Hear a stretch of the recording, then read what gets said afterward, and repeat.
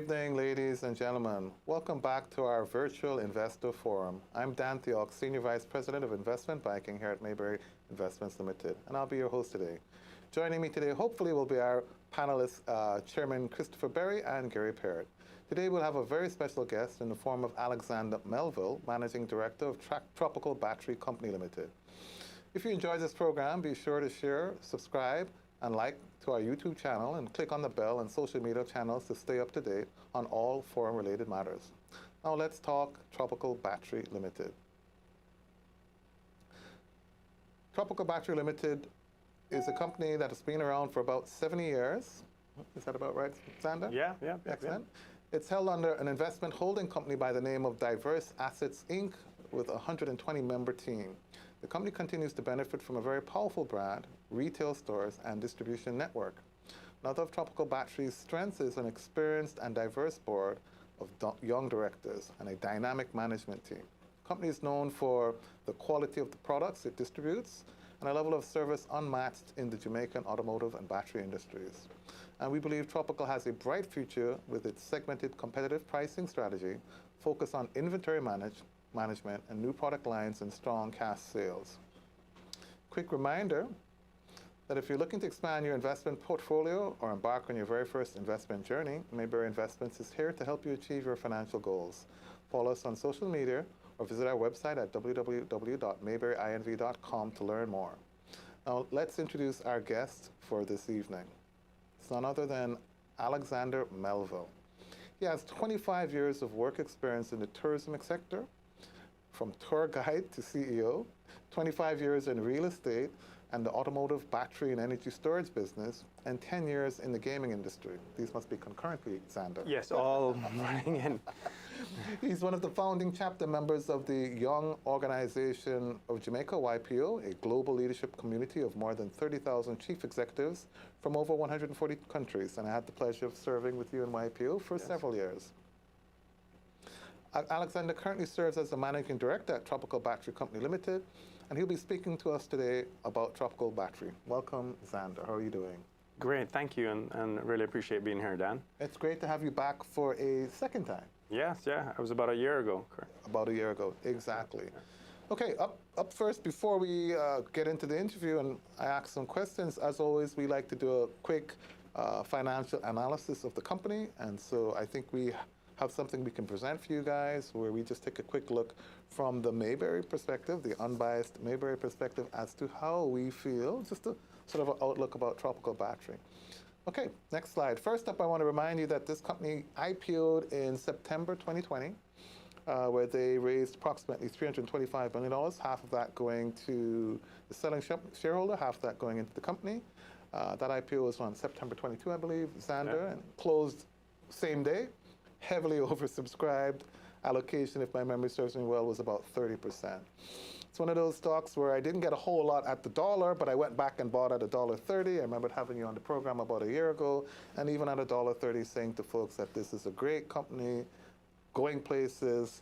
I think it's a great stock to buy. So happy to come back to you 2 years later to look at where they are today. Where are they today? Lots of IPOs out there, lots of hype in the market, but I think it's really good to be able to look at how the companies, how they have performed, 2 years out. And here's a great success story in my view. So 6 months, looking at the 6 months financials to March 2022, their year end is September 30th, and I remember very clearly the September 30th 2019 financials before you went public, and the idea that revenues back then were $1.7 billion. Total profit was about $63 million. Fast forward 18 months later, or less than 24 months later, and here we have in the half year Tropical Battery doing $1.3 billion in sales, which is up by 40% over the comparable period last year. And that just sort of flows right through to the bottom line. I don't need to waste too much time into a net profit before tax of $87 million, which is a 153% increase, folks, over the same period last year. And of course, we're going to have lots of questions about that. Total assets up to $2 billion. Again, when the IPO'd, assets were like $1.2 billion. So again, huge growth over the last 2 years. The earnings per share for the half year up to 7 cents. Stock price now at $2 76, and in fact, I saw a run on the stock price in the last couple of days. We just need to tell people we're interviewing Alexander Melville and the stock price moves. It's amazing. But seriously, folks, at $2.76, again, it demonstrates over 170% growth in the stock price in the last 2 years. They're now making a profit in the half year of $86 million, which is greater than the profit for the full year 2019 before they listed, and pretty comparable to the full year profit for 2021, where I think you did about $88 million for the full year. So this half year, insane. Obviously, we're going to get into it, talk a little bit about it. Trailing earnings, as a result, insane at $140 million. Market cap of the stock now at $17 billion, I think that is. I mean, just impressive results all around. Shareholders' equity up to $886 million. So great to see the results. Anyone who bought the stock at IPO or even after at $1.30, you should be proud. And I'm here to tell you that this is still a good hold in my position. I think when we're finished this interview, you guys will agree it's still a company that's growing, that's going places, is very well positioned in the space that it is, gives excellent service. In fact, people are going to think I make this up because I think I had a story the last time you were here. My wife called me Monday night to say her car wouldn't start. I went and picked her up. We left it in the closed car garage, called Tropical Battery at 9 a.m. A mobile guy was there by 10 a.m. to replace the battery. Excellent service, and we obviously love your product, and I think you guys are going to do exceptionally well. It's a great service. That mobile service, I think we'll be talking about it a little bit more as we go on. Next slide. Just gives you a feel for the profitability by a quarter, and you can see that they were definitely impacted by the pandemic somewhat, and we can see them sort of busting out in the last 4 or 5 quarters. You can sort of see that consistent growth peaking 2 quarters ago and then trimming down a little bit, but still on a trailing basis, these earnings results are really impressive, and it's great to see that the pandemic is behind us, and I think we have bigger and better things to go going forward. Next slide shows the trading history of the share price, and you can see this price was flat for quite a while after the IPO. I'll confess I had a few friends calling me and saying, bought this thing at $1, it hasn't moved, it's only at $1.30, and I'm like, in what world are you complaining about a 30% gain in 3, 4, 5 months? You guys are getting spoiled. You can't have all IPOs going up by 200, 300%. That's not sustainable. But here we are, less than 24 months later, stock, you can see the marked improvement in that share price, now up to 276, and I think it's fairly priced where it's at right now. I think the market looks forward with great expectation to what the next quarter holds, and unfortunately, I know you can't tell us in this moment, but guys, we look forward with bated breath for the next quarter's results. So, that's our view, folks, on Tropical Battery. I think it's a great company. I think it's fairly priced. If you don't have it in your portfolio, it's not too late to get it. I definitely think, and you guys be the judge, having listened to the conversation that we're about to have as to whether this is one that you want to add to your portfolio. But I think it's a very strongly positioned company, and I think by the time we, drill Xander a bit and ask some questions, you guys will hopefully have a better feel for the company. Okay, moving on to the questions, guys. I did welcome you, Xander. Again, yeah. Welcome. Happy to have you, buddy. It's always great to have a YPO friend here, and you're doing so many things that I want to talk about that a little bit at the end of the program. This is just one of several hats that you wear, and I know it's a family-run effort, so it's you, Mark, and Danny, and I'm sure your dad's somewhere in the background giving some guidance, but it's, I love you guys all. I think you guys are all doing a great team in all of the areas that you play, which for you guys, this benefit includes Chukka, and then your real estate development company. And Diverse Properties, yeah. Diverse Properties, and now the latest thing, your realty company. Yes, Sotheby's International Realty. We partnered with Julian Dixon, and we've, gone into the brokerage business. Excellent. Yeah. Sounds good. It's good space. Sounds like some more IPOs to come in the future, hopefully all things being well. Yeah. Good deal. Okay, first question, guys, what do you have for me?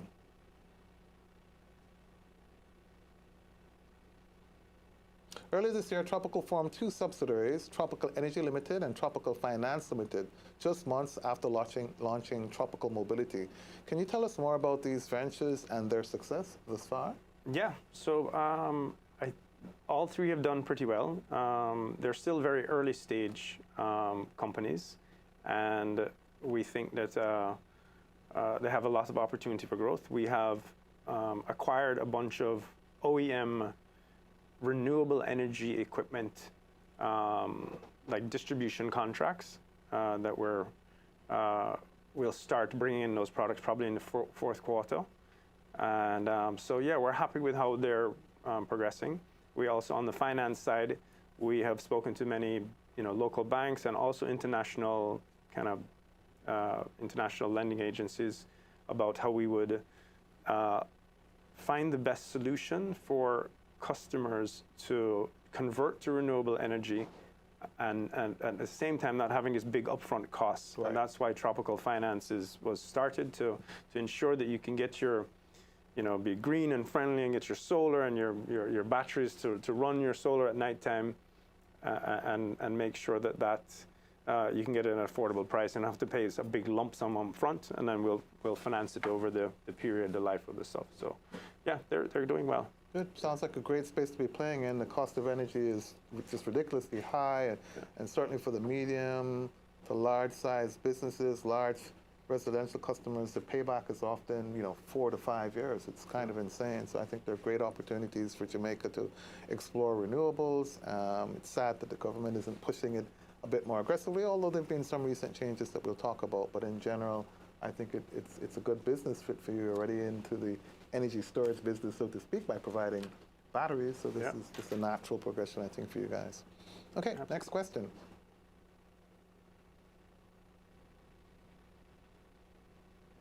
With expansions underway, how do you plan to reduce? Let me stick to that second question, guys. Well, okay, let's do that one. With tropical batteries, back up a bit sec, guys. With Tropical's plans to recycle lithium batteries, what are your thoughts on the government's recent announcements to exempt batteries from GCT? Yeah, I think it's a great question. We think it's going to have a positive impact on the industry and also on us. What it does is it lowers the price to the end consumer. A company that's buying batteries, not so much they can offset it in their GCT return, but many times the end consumer cannot offset the GCT. So the fact that they've just agreed to move this down, and again, they also agreed to move the duty on electric vehicles from 30% down to 10%. We think that's going to be also very positive for the industry and for our business. And so do you see yourselves actually providing these replacement batteries for these EVs in the future, lithium ion? So it's very hard to tell how the technology is going to go. We are going to take the old batteries and recycle them and send them out. That we know for sure, and we already have signed agreements with a lot of the local automotive houses now, because for environmentally friendly, they're the Mercedes, Porsche, all of them, they will not allow you to bring in an electric car unless they can prove to the manufacturer how they're going to dispose of that product in an environmentally friendly way. So we have gone through and gone certified on how it's a special way to how you have to keep them, and then send them out for recycling. And so that, I think, is it's going to be positive for us that they've lowered the GCT and also lowered the duty and create a little more sales and vibrancy and adoption to those type renewable energy and electric vehicles quicker. Yeah. And I think I heard you say this before, Xander. Some people wondered if the coming of EVs mean you might be selling less traditional batteries, but I think you said an EV car itself still uses all EV batteries for auxiliary purposes. Yes, or something like that. yeah. All EVs use 2 batteries. One that replaces the engine, and then the second one that runs the radio, the stereo, the wipers, and all the accessories in the car. So it's beautiful. We have 2 shots that if we can actually get the replacement battery for the engine, and then obviously the regular convention battery. Even Tesla today buys from a supplier that we currently purchase from for the smaller ancillary battery. Yeah. Okay, that's great to know. Good deal. In your last financial statements, you spoke of plans to increase retail presence island-wide in the coming months. Guys, could you advance that question? Island-wide in the coming...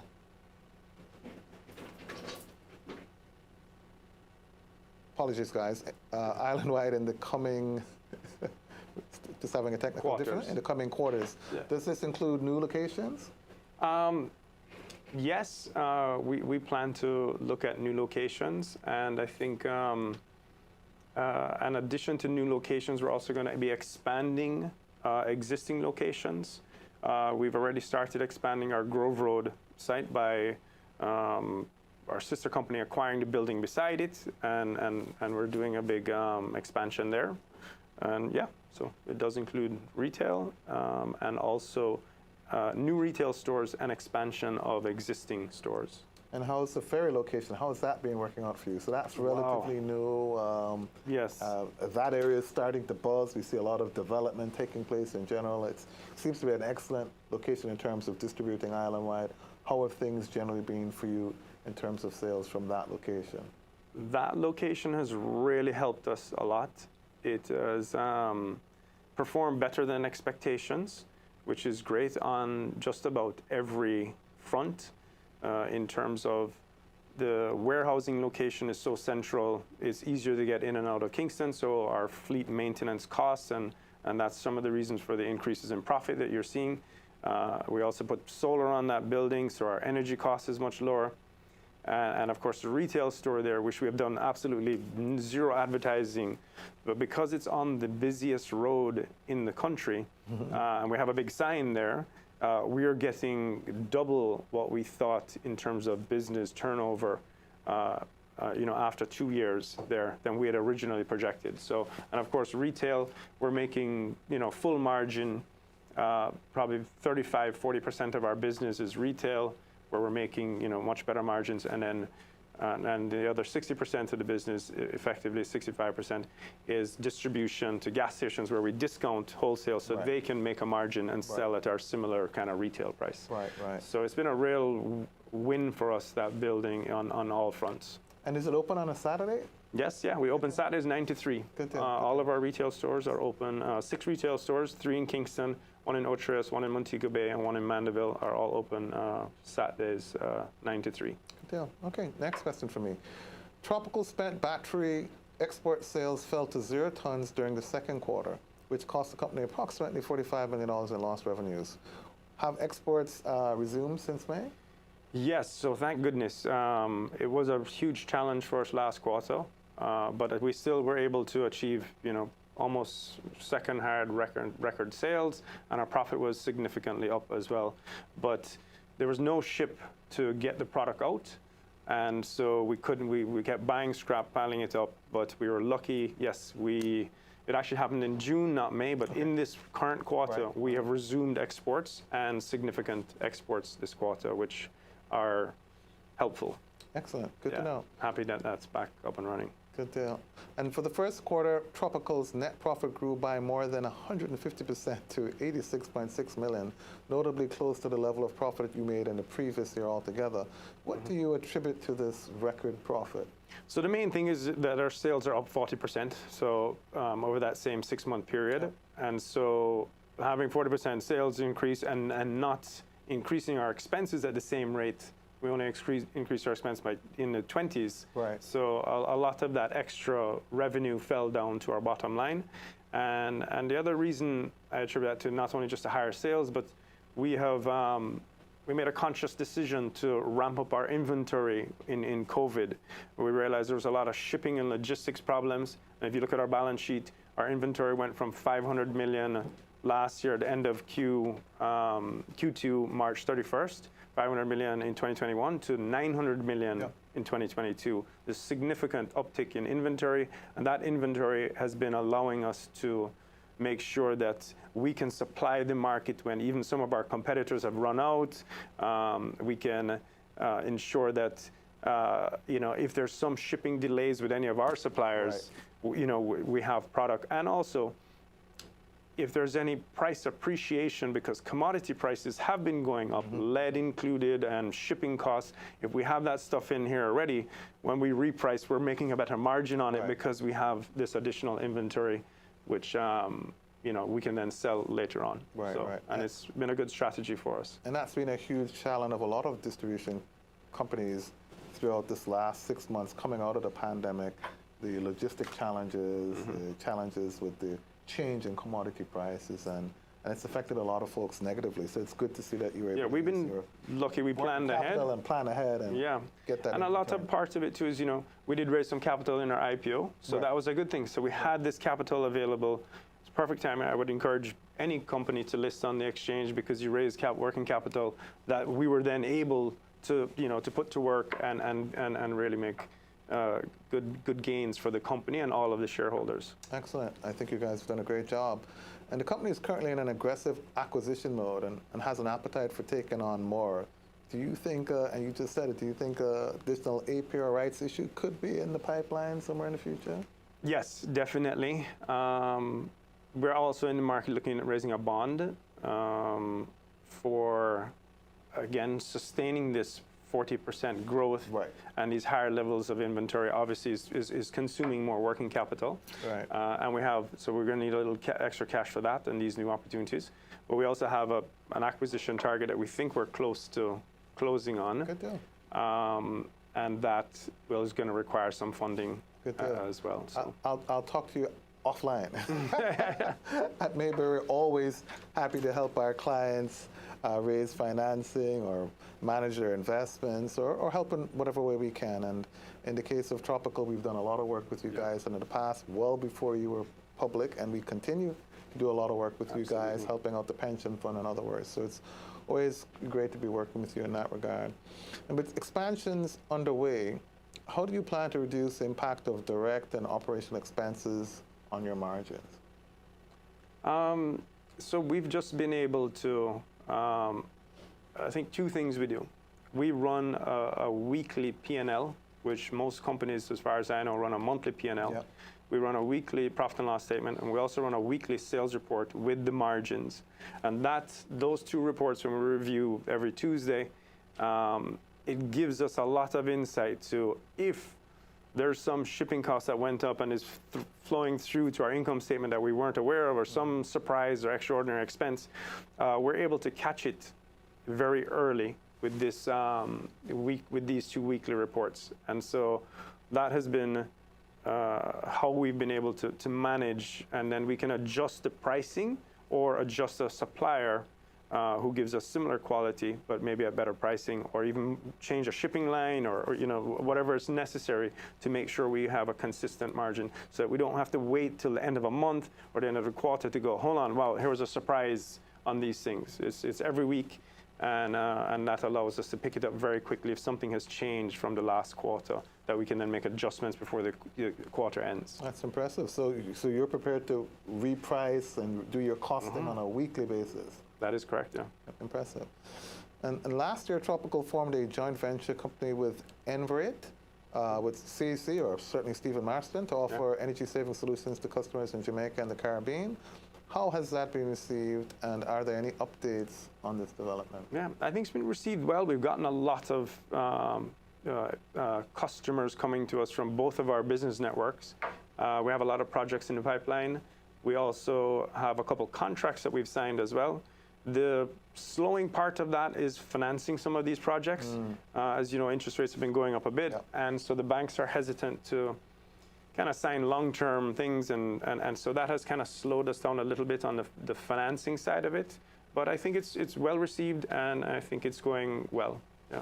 Excellent. And again, I think there are lots of opportunities out there. And again, we can talk about that offline. There are definitely some special facilities you might want to access, including DBJ and so on. And we'd be happy to help you, show you guys how you can access that type of funding. But no one should have a good energy project and not be able to move it forward for lack of financing in this environment. I mean, again, with energy costs through the roof and the government slow to promote renewables in a formal RFP, whether through the IPPs or JPS itself, folks, you've got to take control of your own energy future and yourselves. And we see a lot of mid-sized clients doing that, quite a few hotels.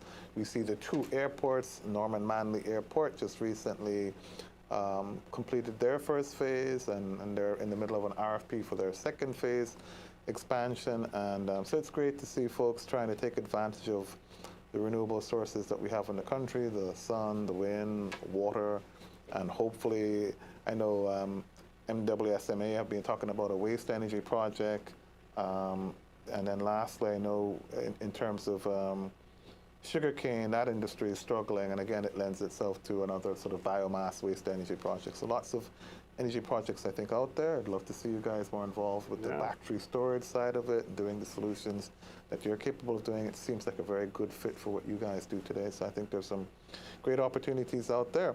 Absolutely.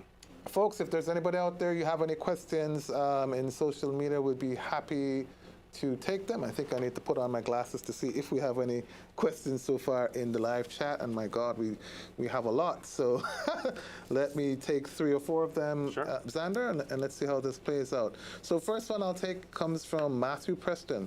How does Tropical Battery plan to capitalize on the global energy crisis? Yeah, good question. I think we just want to do more of the same of what we've been doing. Yeah. We dominate the conventional battery space. This is a lead acid battery space with probably 70% market share within our 4 brands. Right. But we, as you know, and we have been written in our things, we're focusing on the renewable energy storage space, and that we see is outpacing the growth of most industries. And finally, the battery price has come down to make these systems much more affordable. Just as computer prices have come down over 20 years, battery prices are coming down on the lithium-ion side. So finally, you can have solar or renewable plus storage, and it makes sense, and it's cheaper than JPS. And so we are seeing a lot of uptick in that space. And this energy crisis, you don't need oil from the world or Ukraine or whatever. You don't need any of that, because if you have sun here in Jamaica and you have batteries, you can be completely off the grid. Yep, absolutely. And so that's our plan, is to keep growing and expanding in that renewable energy space. Still keeping our conventional business, because we don't see that going anywhere. Right. But expanding in this new space, and of course also looking in different countries. But for Jamaican market, that's the plan. And one thing I can say, folks, I spent 16 years in the energy space, and the battery component of any energy solution is perhaps one of the most important aspects. It typically represents a substantial cost, 40 to 50% cost. And there are a lot of suitcase people selling these systems, and you have to wonder about the warranties that you're getting from them on the lithium-ion batteries. I spoke to somebody only last week who told me he was told his lithium-ion battery basically has a limited life, and I said, no, it always has a certain amount of cycles and a lifespan, and you want to make sure you're getting systems from reputable institutions who can stand behind the warranty. And if you're buying a lithium-ion battery and a solar solution, you will need to replace this in 5 to 7 years, and so you don't want to be buying it from a suitcase guy who ain't going to be around in 5 years when you're trying to enforce the warranty on your battery. And second point I want to make about lithium-ion batteries is you have to have a proper system to ensure that you're not deep cycling the batteries too much, because then that really shortens the lifespan. So you really want to work with professionals who understand batteries, and these guys have been around for 70 years. It's really important to be working with folks who understand batteries, how the technology works, the chemistry, etc., and can back up the warranty. So great question. Thanks for that, Matthew. Next one comes in from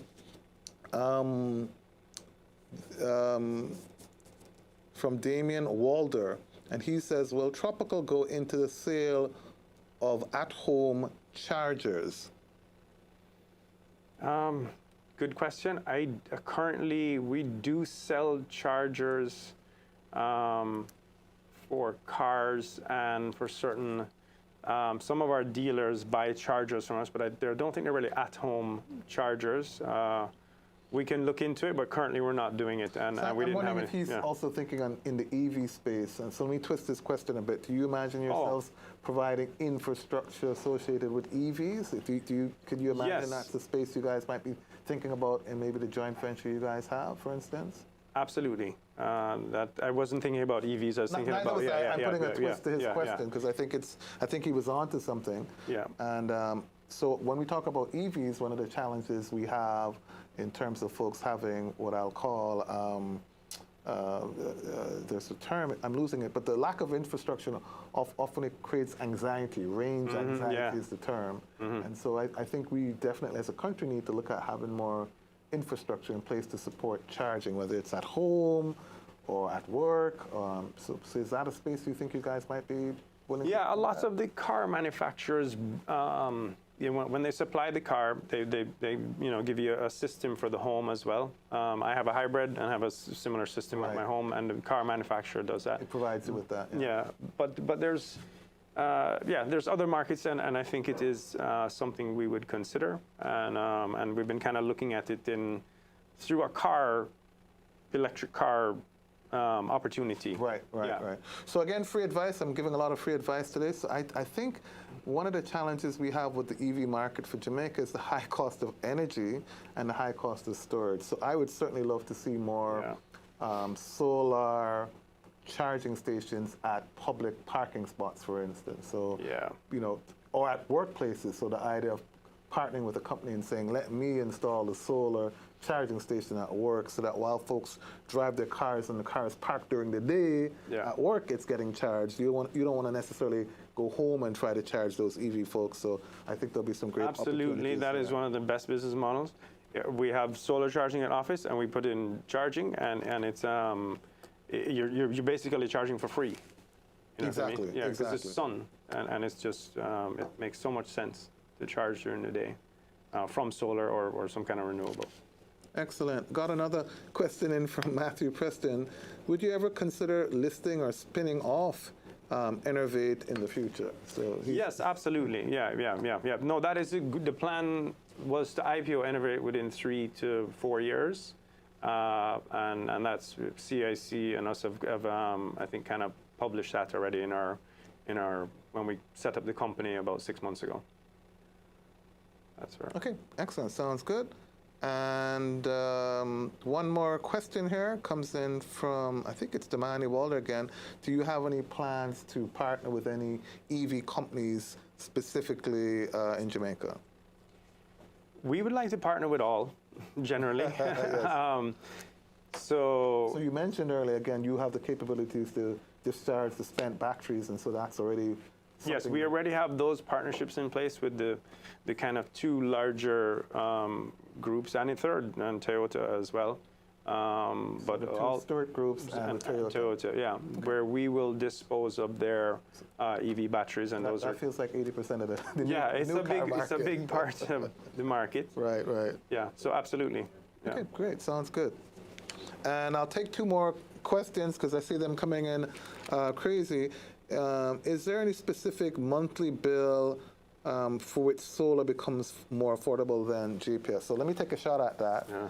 And so again, I think in general, if you just focus on what your cost of energy is in a home solution, certainly from a bill as little as 20,000 J a month and going up, you're going to have a solar solution that makes sense for you.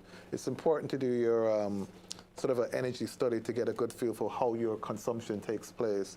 But once your bill gets even into $15,000, $20,000 a month space, there's going to be an energy solution that probably makes good sense to you, renewable energy solution, and it's just a matter of getting an appropriate expert to come in and do an audit to figure out how far you want to go down that journey in terms of the panels plus battery, etc. But for sure, once your bill is getting even to 15,000 Jamaican a month, there's a solution you should be considering, because the cost of the panels in of itself isn't particularly expensive. So in general, what we've seen is solar panel solution onlys have a payback of 3-4 years, and if you add the batteries, it depends. That payback might be 5 years, but then you get full independence. So you don't always have to try to eliminate your bill to zero.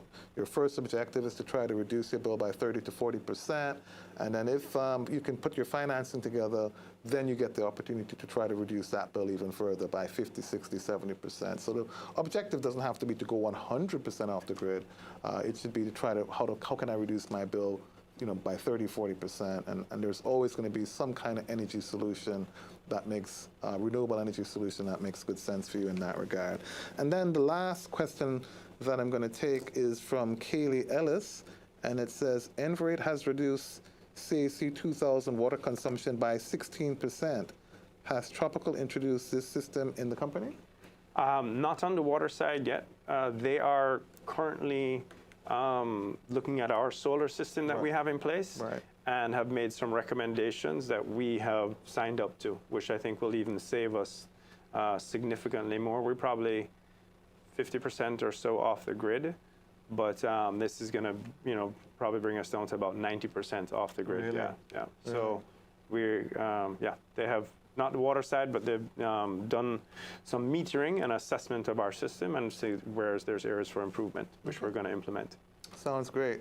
Good deal. Well, folks, I answered as much questions as we could, and I would like to think, having listened to this, that your conclusion should be that the future is bright for tropical battery, that we've just seen the beginning of a great potential for further growth. I think the renewable space creates huge opportunity in relation to lithium-ion batteries. And I think we're going to be looking forward to more to come from tropical battery. Yeah, absolutely. Well, thanks for being with us, Sandra. We really appreciate it. Thank you too, Dan. I was really glad. As you say, it's been a year since we've been here, and it's great to come back again. And we're happy to come once a year, give you an update whenever the timing is right. Yeah, look to have you back again. Okay, folks, moving along, we want to look at the top stock picks of the day, or the movement, I suppose it really is. So SVL up today by 29.99 is where it closed, so actually down by 1.75%.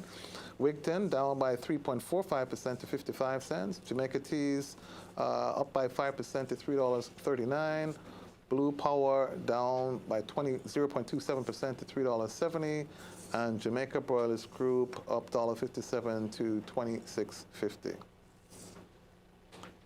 The decliners for the day, dollar, looks like the mad rush is finally over, and that's down by 8.43%. I think that settled in at about $3. Interestingly, over $300 million has traded in their first 4 or 5 days of trading. Historical, great job to the team over there. As I predicted, and we had Kadeen Mears on the program, I expected that stock price to settle in at about $3. That's where it's at today. And I think we're going to see it holding there for a little bit. Other decliners include Last D, Edufocal, Fostridge, and First Rock. Up next, want to talk about, our gainers. Okay, we had top picks versus gainers. My bad, folks. So top 5 gainers for the day are Siboney, a stock that doesn't really trade, Trans Jamaica Highway, Epley, Last F, one of my favorites, and AMG Packaging. Okay, up next, we're going to go into our market segment. And I believe we're going to talk a little bit about exchange rate movement year to date. And I think we have a graph to show you guys what's been going on with the exchange rate movement year to date. Okay, so next slide, we'll pretty much see the exchange rate has devalued by, I think, about approximately 4.5%. Do we have that graph, guys, for the exchange rate movement? Nope. Well, main point I wanted to make on our market review is that we've seen huge intervention from the central bank. Bank of Jamaica has raised interest rates substantially in the last 90 days. And what we've seen that do is it sort of helped the exchange rate revalue. So year to date, 6 months, Jamaican dollars revalued by about 4.5%. We've seen the dollar in like the $152 space. And I think the intervention from the BOJ is obviously working. Plus, now we're into the summer months where the tourism dollar is coming back strong. And I think everybody who's in the tourism space, Chuck included, I would like to think is feeling the benefits, Sander, of the tourists coming back. Absolutely. We are in many of our locations, Chuck is in 5 countries, and we're seeing significant pickup. Much greater, much quicker than we had anticipated, and probably 3 of the 5 countries are above 2019 numbers now. Oh, excellent. For Excellent. April, May. Although I don't sense that cruise ship arrivals in Jamaica are quite back to where they were. No, but the beauty, well, not beauty. Some of our competitors, have not made it through the COVID era so well. So we are experiencing greater market share. Right. Because some of probably 30% of our competitors in the Caribbean and the markets that we're running, and some of them I don't think will come back. Wow, yeah. Wow, yeah. And we heard the same story from CPJ actually. So their numbers up substantially despite tourist numbers not getting back to pre-pandemic levels, but their number of sales is up substantially. So I guess you're saying at Chucky, you're seeing the numbers of visitors coming back despite tourism not yet getting back to the pre-pandemic level of stopovers. Yes, yeah. So that's pretty encouraging for the tourism space and for the exchange rate, folks. I think the contrast to that is the high interest rate environment does make it a little bit more difficult for businesses to raise capital, naturally, Xander. And so we're definitely seeing in all of the bond raises that we've done this year where interest rates are naturally up quite a bit. So that's a small negative, but I think the BOJ is very focused on trying to curb inflation and inadvertently also sort of protect the exchange rate, which I think the economy is so heavily dependent on. Sadly, we're not in control of commodities like oil price and things like that, and oil alone. I keep saying it, the oil bill of Jamaica alone, our import bill alone, exceeds the total exports of the country. So that's one of the bigger challenges we face, and another reason why renewables make sense, because we're trying to displace the oil or natural gas that's being used for energy and replace that with the sun. So that makes great sense. Well, folks, that's it for this week. As we come to a close, I'd like to thank our viewers for their usual support, and I'd also like to thank our special guest, Xander, for being with us. Thanks again, Xander. Yeah, man. Thank you too, Dan. Appreciate it. Investors and casual viewers are invited to join us weekly, even more as we have more discussions on local and global market changes. Be sure to follow us on social media and stay up to date with all things forum related. Don't forget to subscribe to our YouTube channel, Mayberry Investments Limited. Keep safe, folks, and remember, wise investors, slow and steady wins the race. Goodbye.